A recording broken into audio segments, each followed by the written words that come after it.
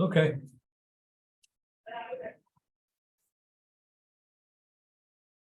The integrals that we talked about last time are over plane regions that we can easily partition with the X.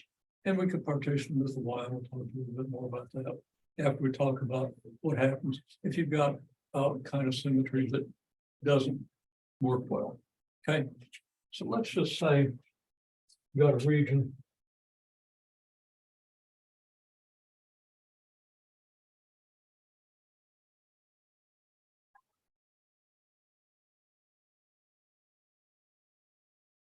that looks like this. Okay. Now you recognize that as a spiral, and you should recognize that as the kind of thing you get from R equals 3 theta, polar coordinates. Of course, assume you come into this course having had a pre-calculus course, and also probably in your calculus course where you deal with polar coordinates. Certainly in pre-calculus, but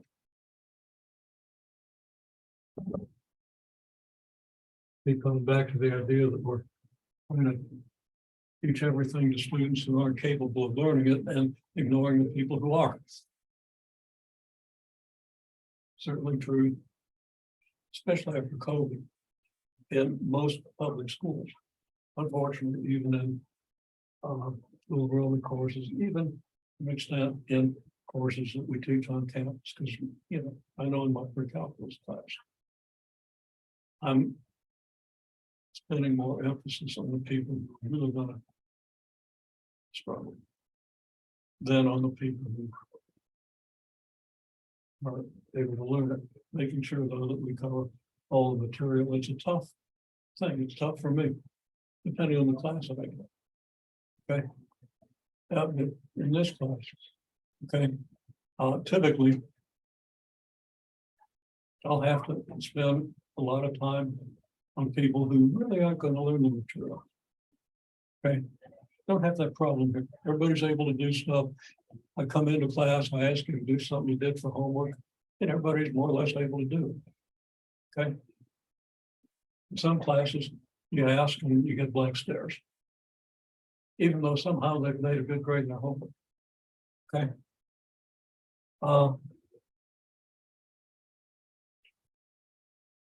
Some classes that doesn't happen. Some classes it does, and it makes it very difficult. So I'm not throwing stones at anybody for what they've got to do, especially in public schools, when every parent thinks that every kid ought to make an A. And there's pressure on the school board, pressure on the principal, et cetera. Shouldn't be that way. Parents should be dictating standards. Okay. But they do, to an extent.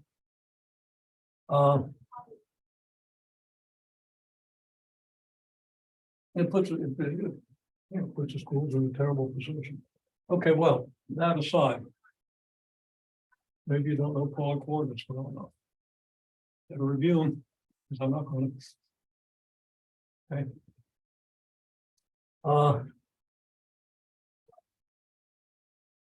There's quite a bit of that in the very first chapter that we didn't actually cover because it's covered in the courses. So get in there and review it if you need to. Okay, so anyhow, we got R equals 3 theta. This should be familiar. But basically, we can see what happens. Okay, so let's say, what do we mean by this? It means that theta equals pi over 4, for example.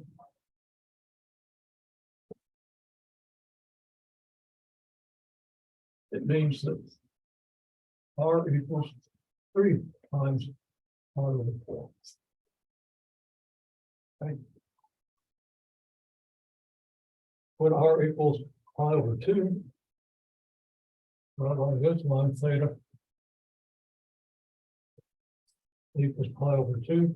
So R is going to be 3 times pi over 2.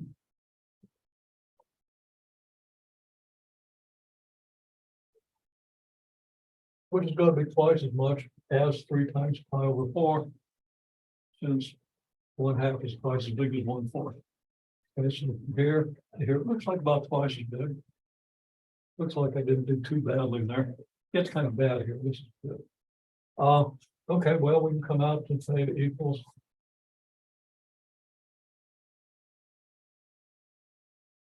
3 pi over 4, so that R is going to be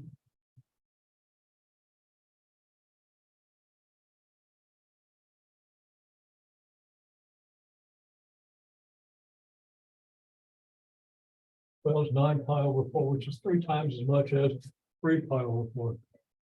We have 3 of these here. Looks about right. Looks like I at least started this thing reasonably well. I choked at the end. I should come out. Okay. Okay, along this line.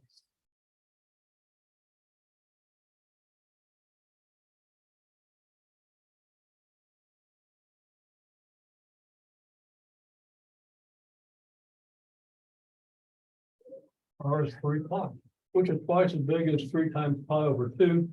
2 of those. Yeah, I'm kind of starting to choke here. I didn't come out far enough. Now down here, I might have been kind of okay. Kind of screwed it up there. Okay, well, here we got, and I'm going to skip 5 pi over 4 here. And I'm just going to go down to theta equal 3 pi over 2. So that R would equal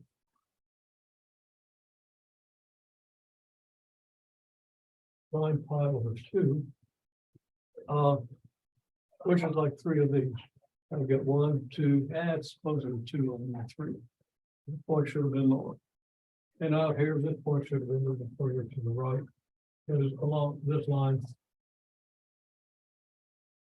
theta equals 2 pi. This ought to be R equals 6 pi, which should be twice 3 pi, and this certainly isn't twice this. Okay, so really my curve up to here was pretty good. It should have come down further here, and not a lot of things. Might not have gone far enough there.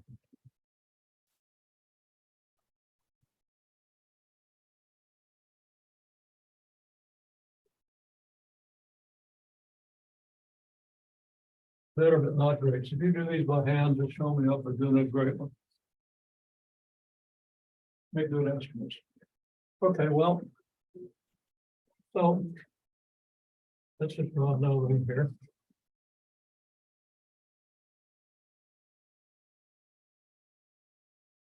Might overdone that. Let's say that's R equals 3 theta. What's the area?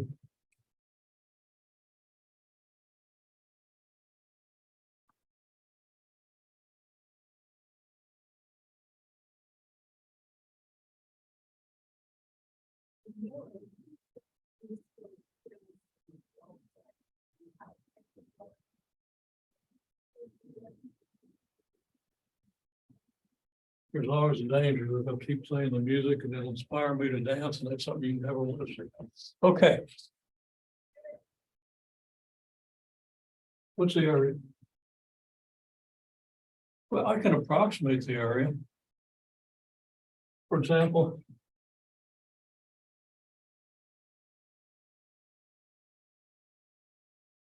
what's the area of this thing? Well, this is kind of close to a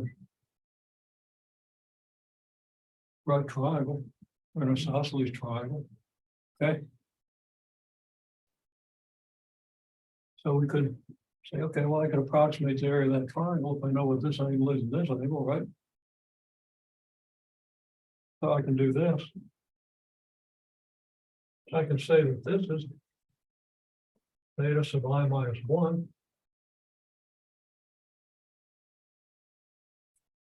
And this is theta sub I.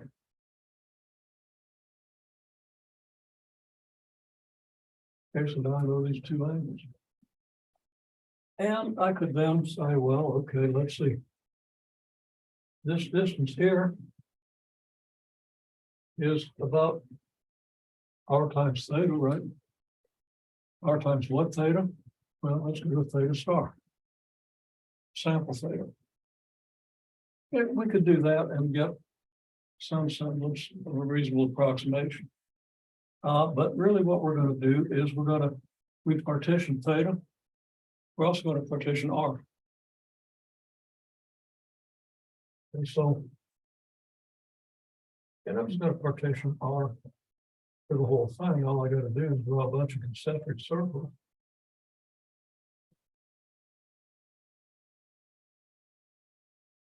You know, I'm not trying to make good circles here. And I'm kind of almost making good circles. That's pretty bizarre. Yeah, they lopsided over here, but yeah, let's put it over here. So we do one more.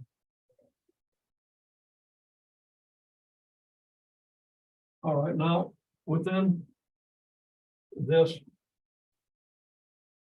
theta partition,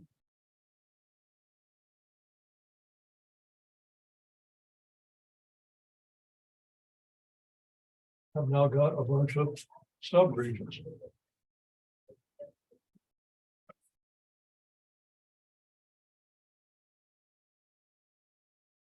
Well, I can say it's a typical subregion.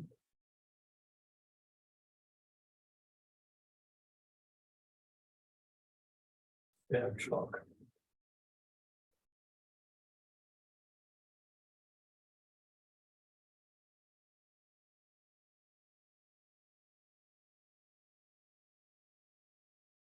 Let's bring this subregion out here.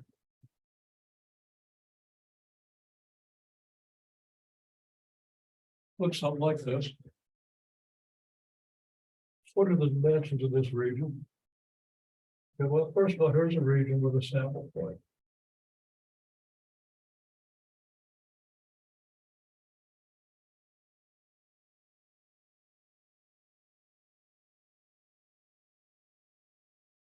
And we have delta theta sub, right?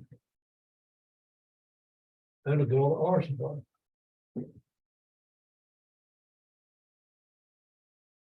We'll do J's for the R. Okay. Now let's just put this in perspective.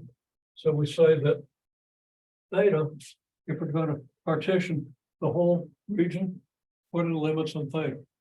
Write down the partition for theta, at least write down the limits on theta, and then write down the limits on R. Limits on R will depend on theta, so really you just want to write out the limits on R for, let's say, this one typical theta region, okay? And then we can do a sum and do all that.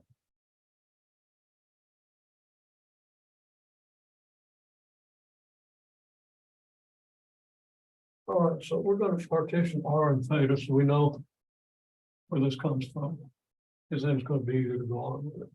And we're going to actually make this even bigger. So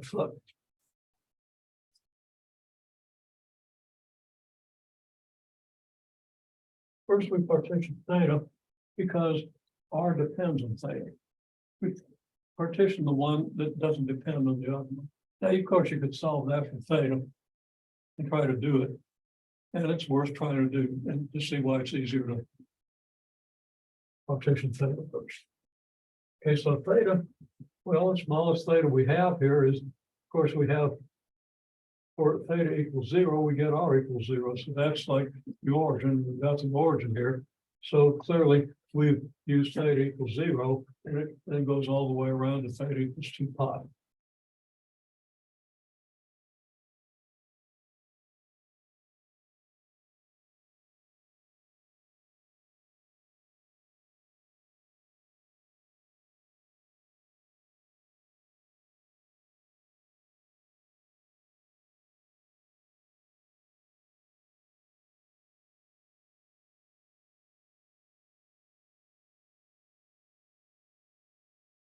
It might be hard to read that 2 pi there, but clearly this n has to be 0, that n has to be 2 pi.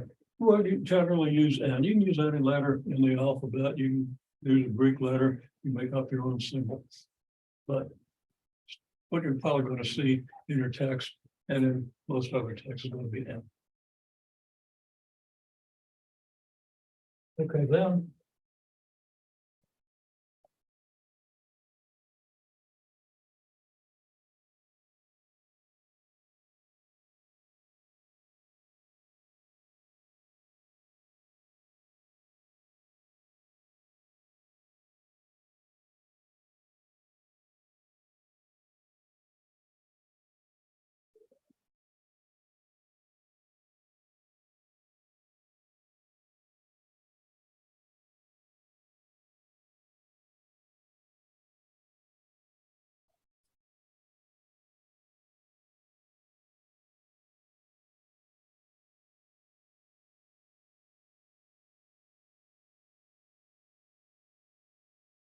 Partition R from 3 theta I minus 1 to 3 theta I. Whoa. And that's ridiculous. Thought I got writing ridiculous things out of my system yesterday, but apparently not.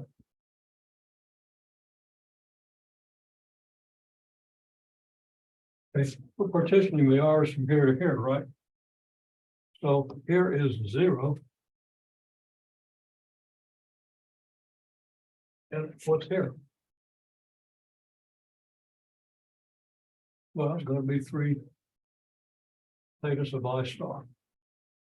Okay, so I didn't write my theta sub I star in there. I have a good color. Okay.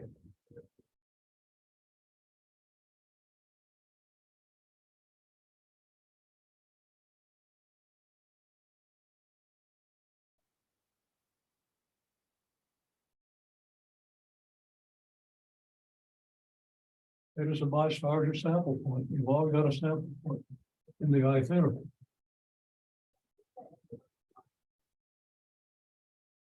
Also, when I say R star theta star here, it's going to be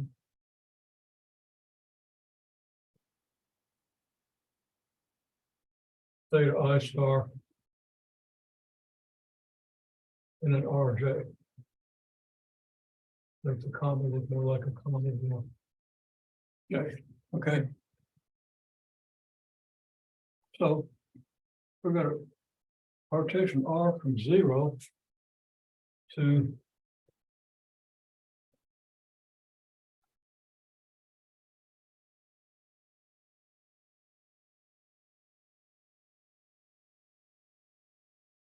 3 theta sub I star.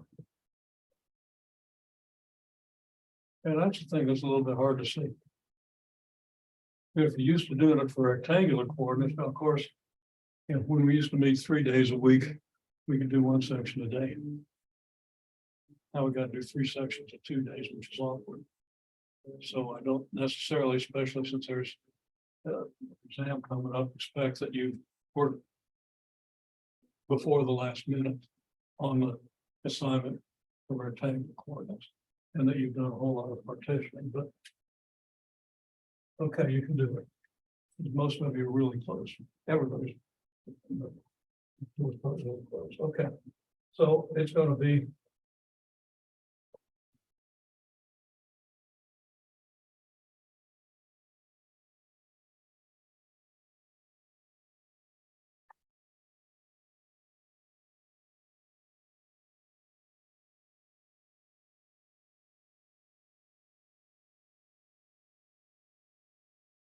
okay, it's exactly what you expect. 0 goes R naught, then that's less than R1, R2, and so forth.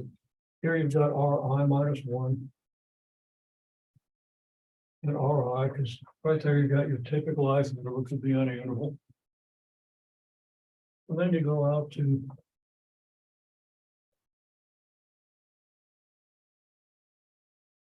Rm sub I. Just the same reason we use an M sub I when we were doing the Y partition or given X partition.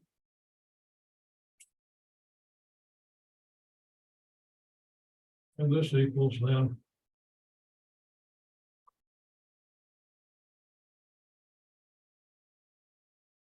3 theta sub I star. Okay. So here's a partition within which we're talking about this typical increment. We've got R0, R1, R2, R3, and so forth. Okay. We got theta 0. Well, we got theta 0 here, all the way around it, theta equals 2 pi. Okay. So there's our partition of our thetas. Here's our typical increment with our sample point. Could be anywhere in the increment. And now we've got it. And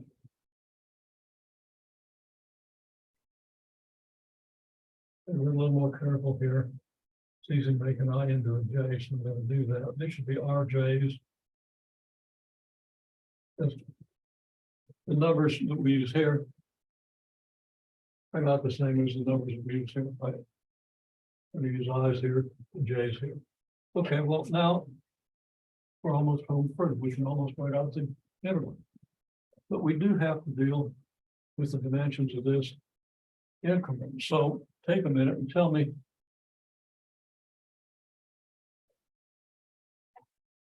how long is this? And that's pretty straightforward. And how long is this, which is less straightforward, because theta doesn't measure distance, it measures angle. Okay, R measures distance, so that this dimension is going to be your delta RJ. This is a delta theta sub I here, and it's not a distance. It's an angle. How do you get a distance out of that? In other words, what are the dimensions of this approximate rectangle? And it is approximately a rectangle because radial lines, which are what we use to partition theta, are perpendicular to concentric circles. Okay. Or circles concentric with the origin. Okay, most of you aren't getting your delta theta sub I, although I think it's pretty good attempts. Pretty relevant stuff. Delta theta sub I is going to be taken. Well, I'm going to say, let's say that this is your length.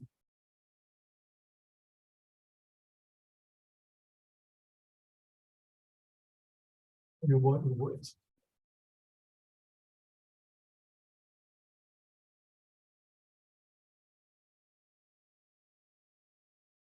Which is going to be approximately for the delta theta sub I.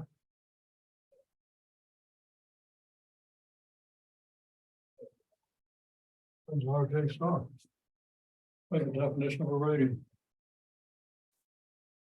This is an arc length, an arc of a circle. How long is the arc of a circle? Its radius times the number of radians subtended, etc. Okay? It's a definition of a radian. Radian is how many radii moving along the circle. How many radii of distance. And you want that to be second nature. Or depending on what kind of engineering you end up in, you don't want to have to keep stumbling over what a radian is. And everybody pretty much tends to. Because again,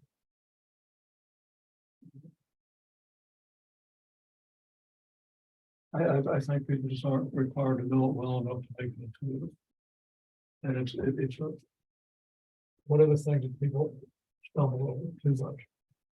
Of course, there's a lot over in the curriculum, so I'm not necessarily being that critical. Kind of wish people were a little better at it because I don't like to see people stumble. Okay, well, stumble or not, make sure you understand this really, really well. And okay, well, now what's the area of this thing? What's approximately a rectangle? Okay, I mean, this is a right angle. This is a right angle. Now, this distance is a little bigger than this distance. Okay, but really, we're just calculating it at the sample point and saying that's close enough to what we have here and what we have here. Also, this is an arc distance, it's not a straight line distance. But the arc, if we shrink the delta thetas down small enough, the arc is almost a straight line. Okay. So this is almost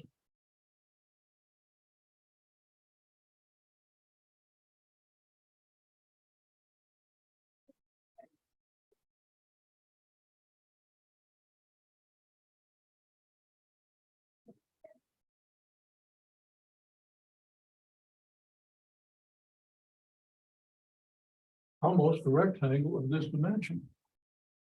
So go right down what the area of the rectangle would be with those dimensions.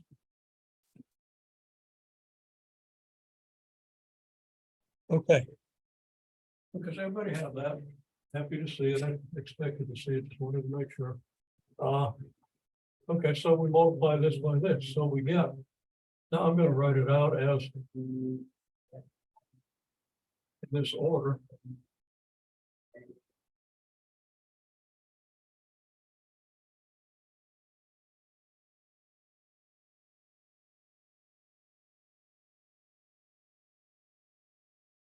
Doing some good, but I kind of blew that theta.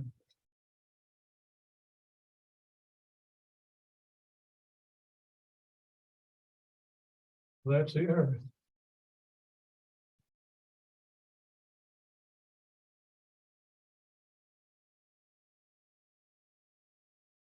Approximately.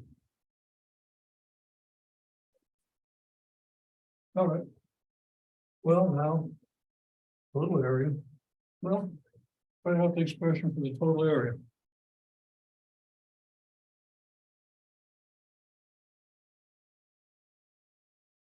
Okay, now almost everybody did something that wasn't quite right and quite complete. I think there was one that might have been complete. One thing I didn't look at that I probably should, but I don't really look. I think it's good. Okay, so total area is what? Well, we've got a sum over the thetas. We've got a sum over the r's, right? Okay. Now it's theta that has fixed limits. Theta goes from 0 to 2 pi no matter what. Which means that I goes from what to what? I goes from 0 to n. And it's a sum over I equals. You can say a sum over 3r theta or whatever. Okay. No. It's a sum of I equals 1 to n. And you want the one with a fixed limit here. And you'll quickly understand why when you start doing the problems. Because your outer integral needs to have a fixed limits. Okay. And you'll straighten that out. That's not going to give you any trouble. But best to avoid it from the beginning by writing this out correctly. Okay. It's not really correct the other way. Okay. And then you're going to sum over the R partition. R goes from what? I mean, R, okay, you've got to sum over your R sub j's. R sub j goes from j equals 0 to j equals m sub I. And so we have the m sub I. So we had a lot of stuff that looked pretty good, left the I off the m, and didn't seem to understand that we're summing I equals something. Right? Could be. You didn't see many sequences and series in your calculus course. Okay. Again.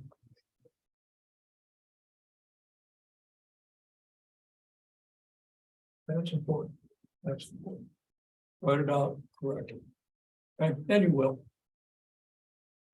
If I can push it. You probably don't need to do it to solve the problems in your book. You probably just intuitively see what the stupid integral is. It's not going to help you as much as you would hope when you get to triple integrals, especially in spherical and cylindrical coordinates. I think it's important to do this and this to connect the limits so you know what the limits in your integral are going to be. It all follows step by step. Okay, and you're summing up what? You're summing up the areas. So it's RJ star delta RJ delta theta sub I. Okay, and you notice that your J sum right here sits within the theta sum. So the R integral is going to be inside the theta integral.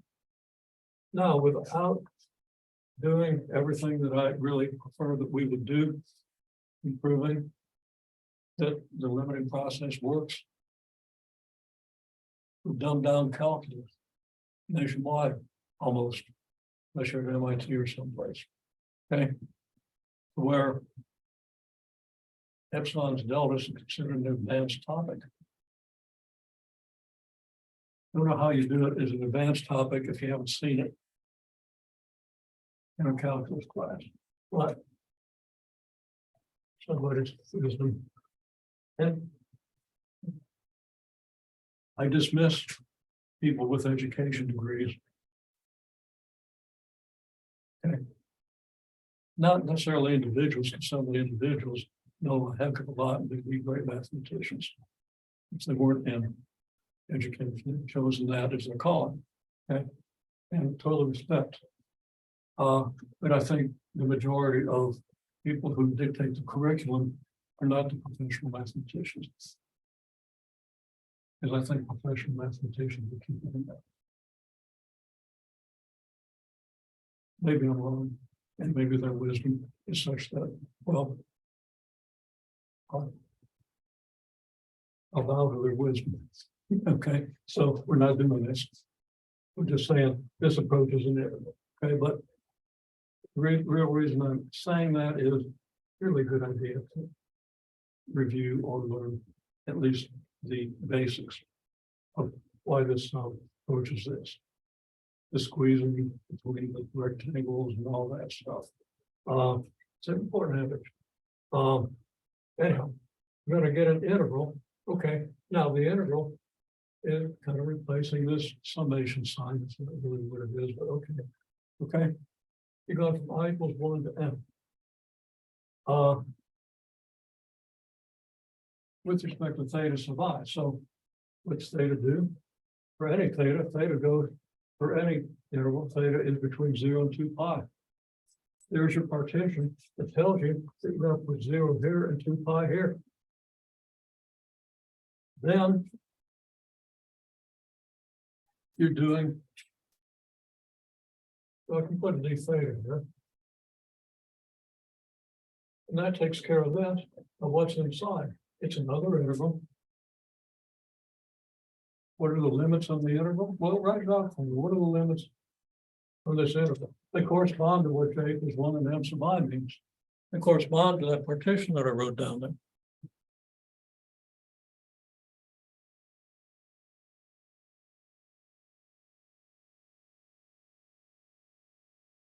I never know how long to wait for this thing to respond.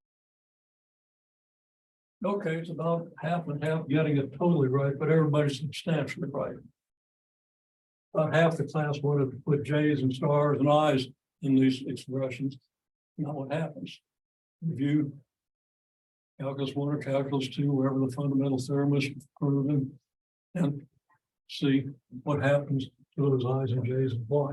But bottom line, they go away.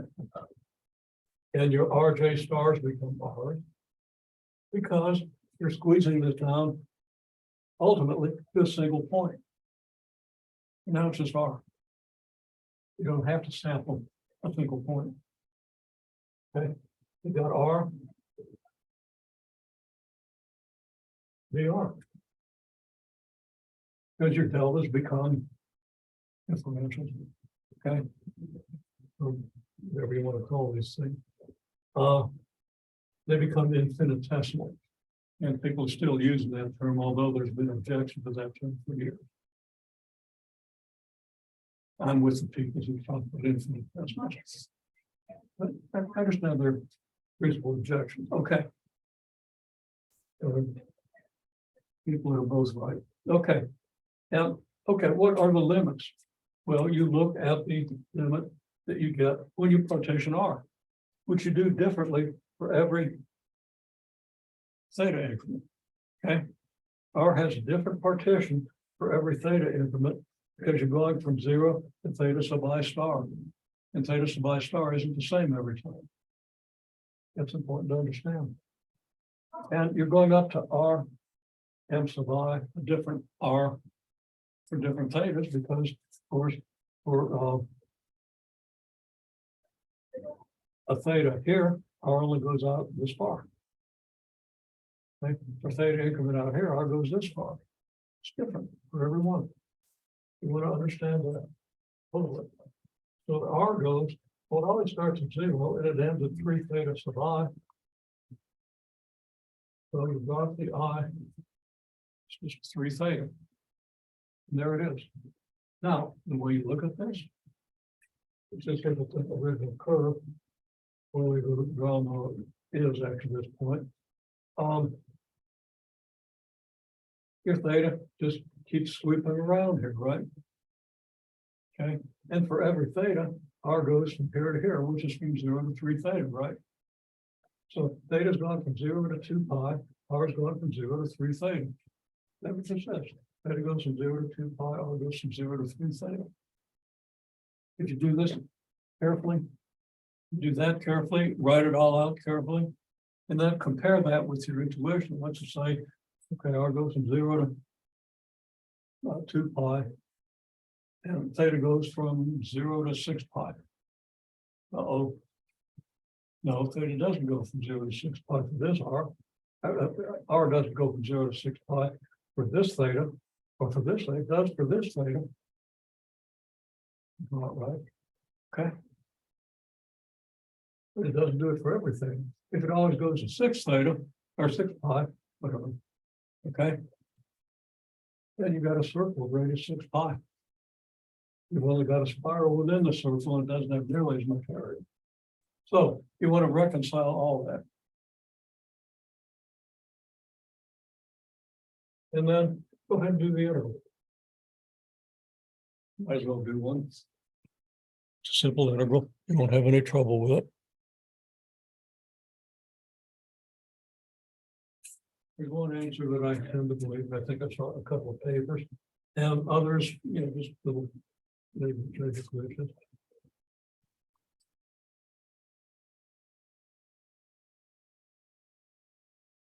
Okay, well, integrating R with respect to R, we get R squared over 2, evaluated from 0 to 3 theta.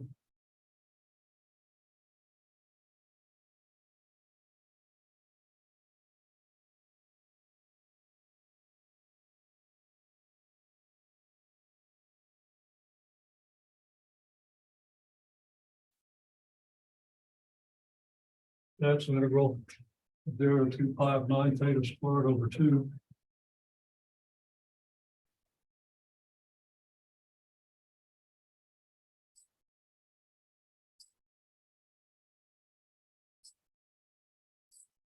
So I'll just pull out the 9 halves and write the antiderivative theta squared as theta cubed over 3. Evaluated from 0 to 2 pi. So that gives you 8 pi cubed. 3 into 9 is 3. 3 times 8 is 24. 24 divided by 2 is 12. I think that's 12 pi cubed. And I think I saw that, although my eyes picked up a pi squared because I was thinking I did something stupid when I did it in my head. Okay. I don't even want to know what it was, but I did write down my answer there. And I think it maybe showed up in the video, so I'm caught. So be it. Okay. I think 12 pi cubed. I think a couple of you got that or about to get that. Okay. And if you didn't, it just screwed up some step in your integration. Your integration doesn't look that terrible. So if you screwed up a step, you'll be more careful. Okay.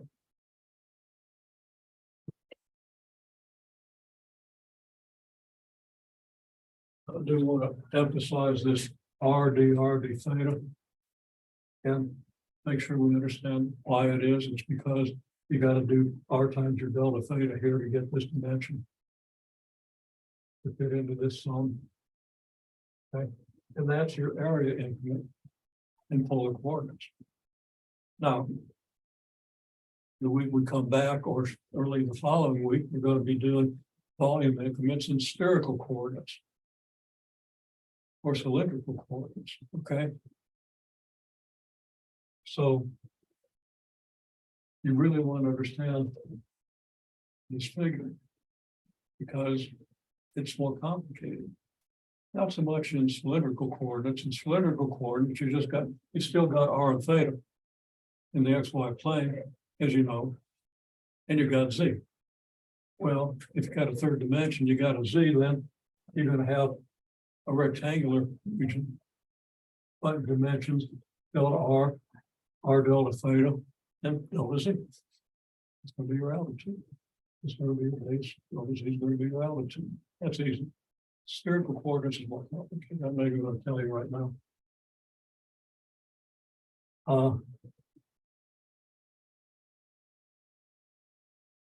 Okay. Now we want to go back, and here's just one example. The book is going to give you others. I really want you to work these using the process that I'm outlining.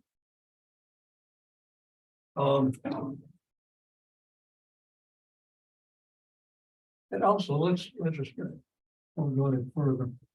We got 12 pi cubed here. If we did the area of the circle that surrounds this, a circle of radius 6 pi, we get 36 pi squared. So does this make sense?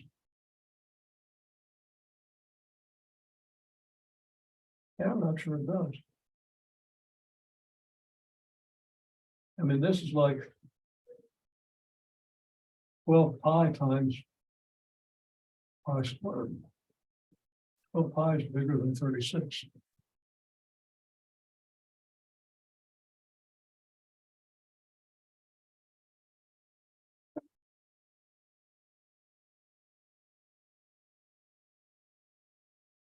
I don't think I made a mistake there. What I got agrees with what I saw in at least one, maybe two papers. There's a mystery there. Okay, you got a suggestion. Hopefully somebody sees it because I don't. I didn't even touch the thing.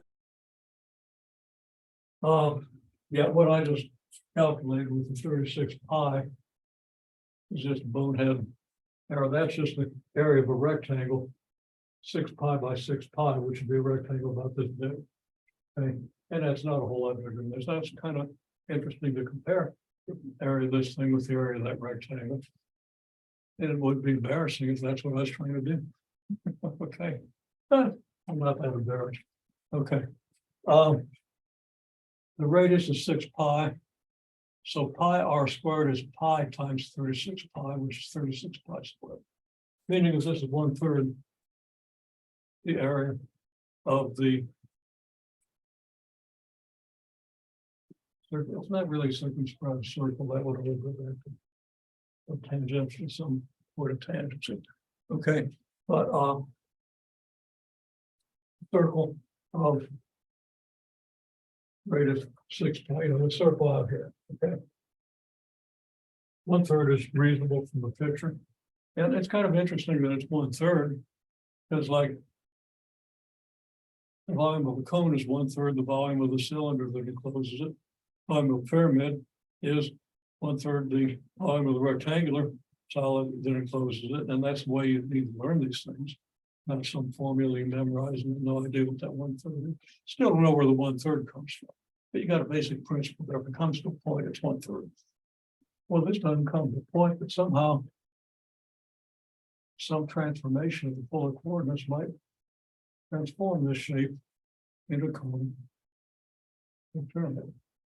I kind of see how that might be done. I have to write it out. Never thought of it.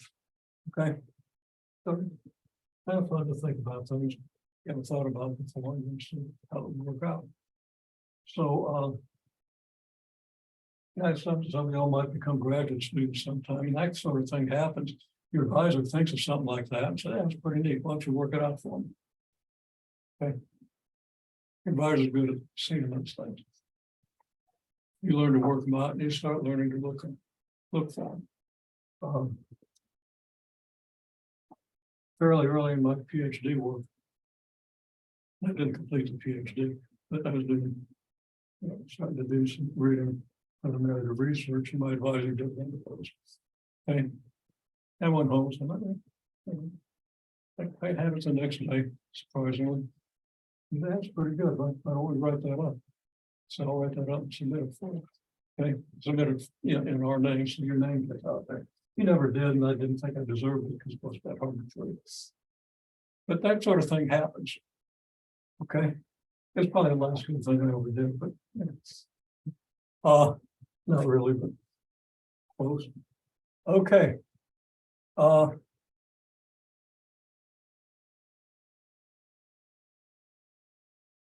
So I'm gonna go ahead and switch gears. And talk about changing the order of integration. So let me think about it. Okay.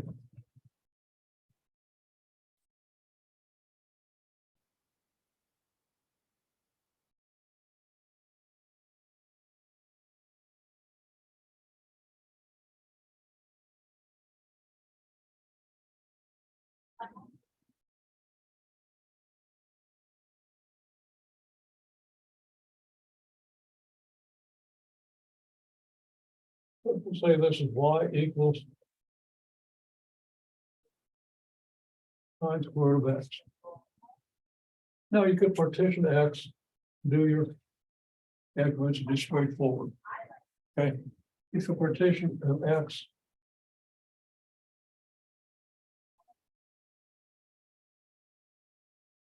and then this is 2 pi out here.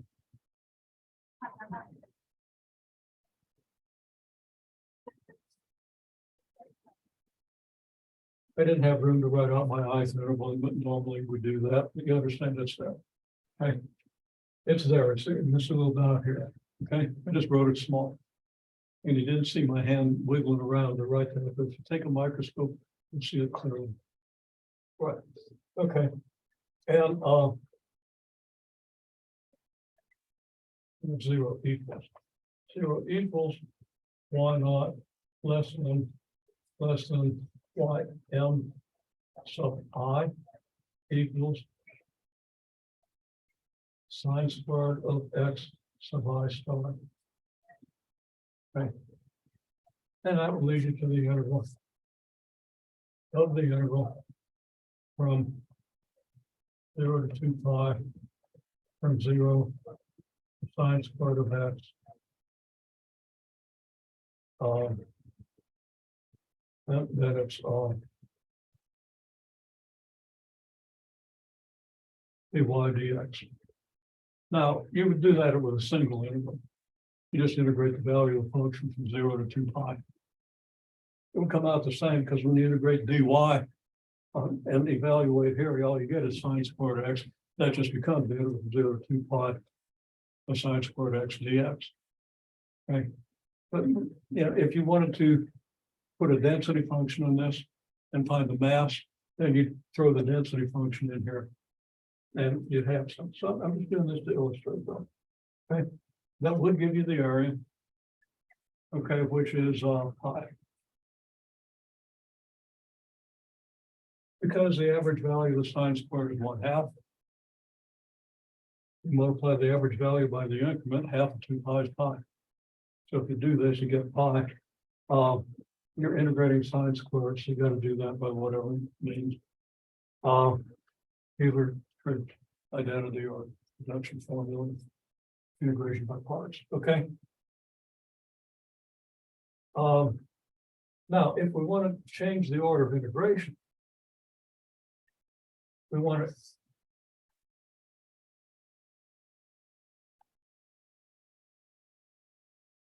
have an integral of this form. Okay. So that means we're partitioning Y.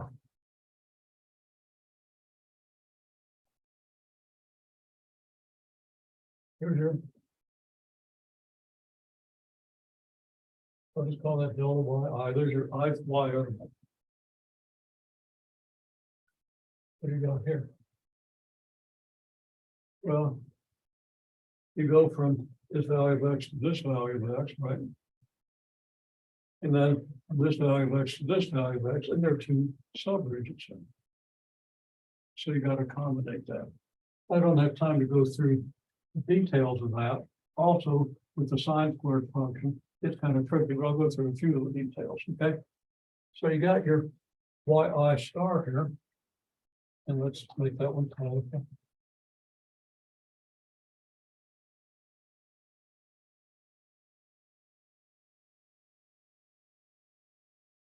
I'm using I on Y because I generally use I on the fixed interval we're partitioning. And it's clear that Y is going to go from 0 to 1.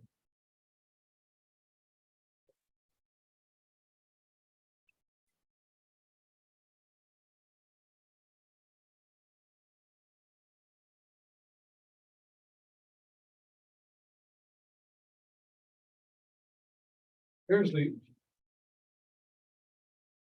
one of the intervals that we get on X. So partitioning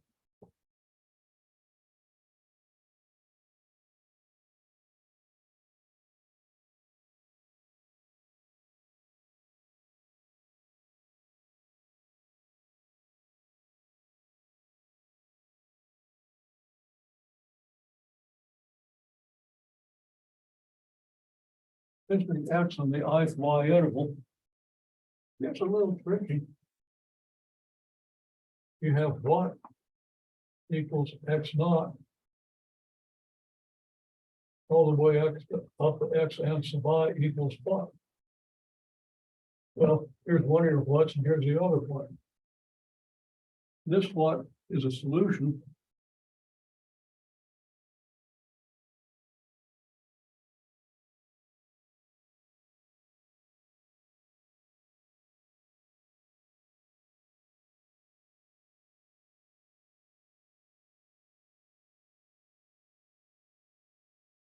Sine squared of X equals Y sub I star.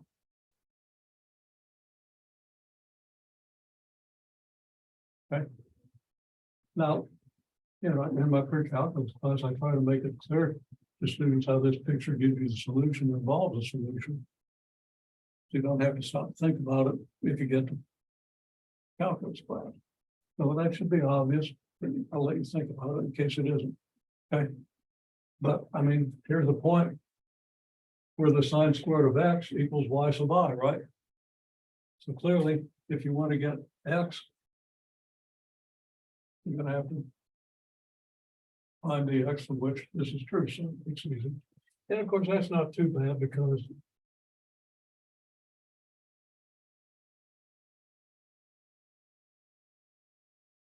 you get sine of X equals plus or minus the square root of 2y of Y sub I. Well, X clearly isn't negative, so you still only got one solution that makes sense here. What are you going to do with this?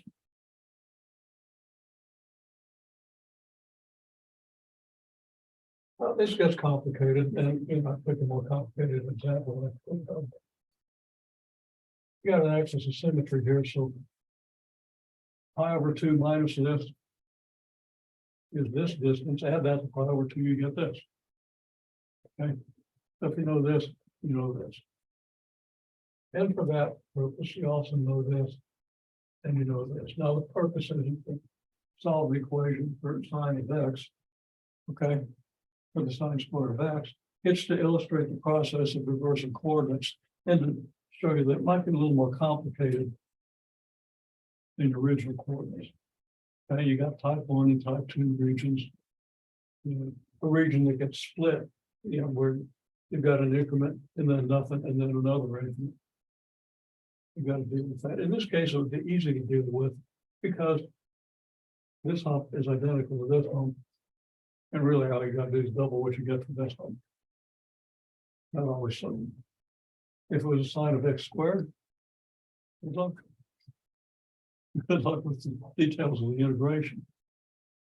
I'm not sure you can write that down exactly. Have to try it. And my head isn't enough these days to see very far into that process, especially when I'm still talking. Of course, if I stop talking, I go to sleep. Anyhow. Okay. Get the idea? There are plenty of functions, polynomial functions that do this sort of thing. And a number of other functions.